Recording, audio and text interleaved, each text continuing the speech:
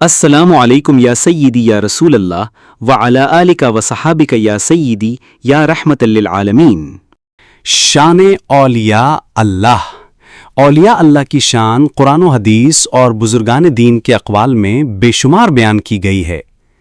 قرآن مجید میں اولیاء اللہ کی شان میں اللہ تعالیٰ نے فرمایا، الا ان اولیاء اللہ لا خوف علیہم ولا هم یحزنون الذین آمنوا وکانوا یتقون۔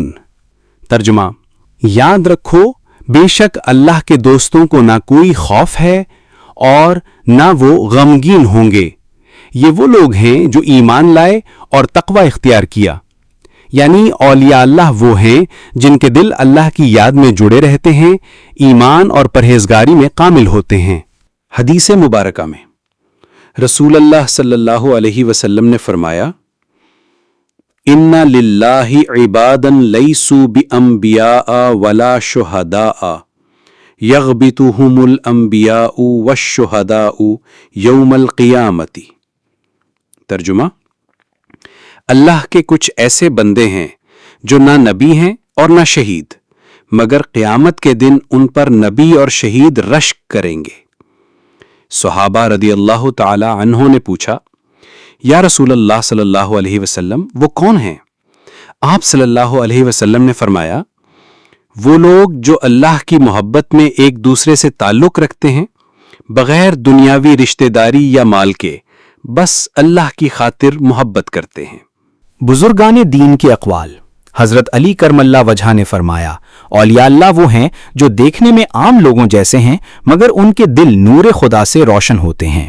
حضرت جنید بغدادی رحمت اللہ علیہ فرماتے ہیں، ولی وہ ہے جو اللہ کے قریب ہو کر بھی اپنے آپ کو کچھ نہ سمجھے بلکہ بندگی میں فنا ہو جائے۔ اولیاء اللہ کی شان کے نقاط: ان کے دل ہمیشہ اللہ کی یاد میں ہوتے ہیں، وہ دنیاوی حرص اور لالچ سے پاک ہوتے ہیں، ان کی دعا قبول ہوتی ہے، ان کی صحبت سے دلوں کو سکون ملتا ہے، وہ اللہ کی رحمت کے خاص سائے میں ہوتے ہیں۔ خلاصہ یہ ہے کہ اولیاء اللہ وہ مقبول بندے ہیں جنہیں اللہ اپنی خاص قربت عطا کرتا ہے اور دنیا و آخرت میں ان پر اپنی رحمت کے دروازے کھول دیتا ہے۔ اولیاء اللہ کی شان۔ ایک کہانی۔ پرانے زمانے کی بات ہے، کسی گاؤں میں ایک نیک بزرگ رہتے تھے۔ وہ بظاہر عام کسان تھے، کھیتوں میں کام کرتے، لوگوں کی طرح کپڑے پہنتے اور کسی کو دیکھنے سے یہ اندازہ نہیں ہوتا تھا کہ یہ اللہ کے خاص بندے ہیں، مگر ان کا دل ہمیشہ اللہ کی یاد میں دھڑکتا تھا۔ گاؤں کے لوگ اکثر ان کے پاس آتے، کوئی بیمار ہوتا تو وہ اس پر ہاتھ پھیر کر دعا کرتے اور اللہ کے کرم سے شفا مل جاتی۔ کوئی غم زدہ ہوتا تو وہ اللہ کے ذکر سے اس کا دل ہلکا کر دیتے۔ لوگ حیران ہوتے کہ یہ شخص کون ہے جس کے پاس سکون بھی ہے اور دعا کی قبولیت بھی۔ ایک دن گاؤں میں قحط پڑ گیا، کھیت سوکھ گئے، بارش نہ ہوئی، لوگ پریشان ہو گئے۔ سب نے فیصلہ کیا کہ اس بزرگ کے پاس چلتے ہیں۔ وہ سب مل کر ان کے پاس پہنچے اور کہا، بابا جی، بارش نہیں ہو رہی، کھیت جل گئے ہیں، بچے بھوکے ہیں، ہمارے لیے دعا کیجیے۔ بزرگ نے مسکرا کر آسمان کی طرف دیکھا اور بولے، یہ سب کچھ اللہ کے حکم سے ہے۔ اگر ہم دلوں کو پاک کر لیں، اللہ کی طرف جھک جائیں تو وہ اپنی رحمت برسا دے گا۔ پھر انہوں نے وضو کیا، نماز پڑھی، ہاتھ اٹھا کر دعا کی، اے میرے پروردگار، یہ تیرے بندے ہیں، یہ تیری زمین ہے، یہ تیرا رزق ہے، ان پر اپنی رحمت فرما اور اپنی بارش اتار دے۔ ابھی دعا ختم ہی ہوئی تھی کہ اچانک بادل گھر آئے، بجلی چمکی، ہوا چلی اور پھر زوردار بارش شروع ہو گئی۔ گاؤں والے خوشی سے جھوم اٹھے، بچے بارش میں کھیلنے لگے، کھیتوں میں سبزہ اگانا شروع کیا اور لوگ شکر ادا کرتے ہوئے کہنے لگے، واقعی یہ اللہ کا دوست ہے، اللہ نے اس کی دعا قبول کر لی۔ اسی وقت ایک شخص نے پوچھا، بابا جی آپ یہ مقام کیسے پاتے ہیں؟ آپ کی دعا اتنی جلدی کیسے سن لی جاتی ہے؟ بزرگ نے آنکھیں بند کیں اور نرم آواز میں بولے، میں کوئی خاص نہیں ہوں، بس دل کو گناہوں سے بچایا ہے، ہمیشہ سچ بولا ہے، لوگوں کا حق نہیں کھایا اور دن رات اللہ کو یاد کرتا ہوں۔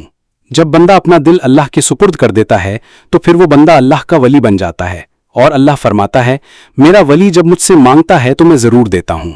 یہ سن کر لوگوں کی آنکھوں میں آنسو آ گئے، وہ سب سمجھ گئے کہ ولی کی پہچان کرامت دکھانا نہیں بلکہ دل کو اللہ کے قریب کرنا ہے۔ سبق: اولیاء اللہ زمین پر اللہ کی رحمت کے سائے ہیں۔ ان کی دعا سے مصیبتیں ٹلتی ہیں، ان کی نصیحت سے دل بدلتے ہیں، اور ان کی صحبت سے انسان اللہ کے قریب ہو جاتا ہے۔ وہ نہ اپنے لیے جیتے ہیں، نہ دنیاوی عزت کے لیے، بلکہ ہر لمحہ اللہ کی رضا کے لیے زندہ رہتے ہیں۔ آپ کو کچھ مشہور اولیاء اللہ رحمہم اللہ کی خوبصورت نصیحتیں ان کے ناموں کے ساتھ پیش کرتا ہوں۔ حضرت علی حجویری داتا گنج بخش رحمت اللہ علیہ۔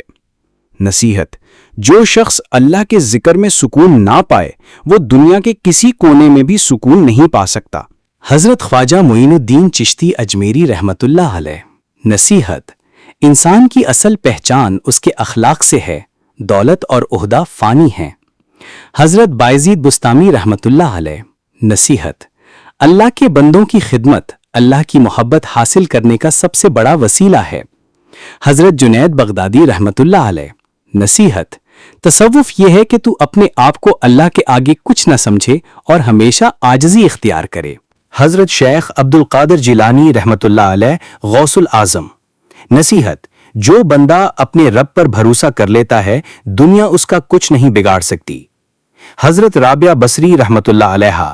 نصیحت: میں اللہ کی عبادت جنت کے شوق یا دوزخ کے خوف سے نہیں کرتی بلکہ صرف اس کی رضا کے لیے کرتی ہوں۔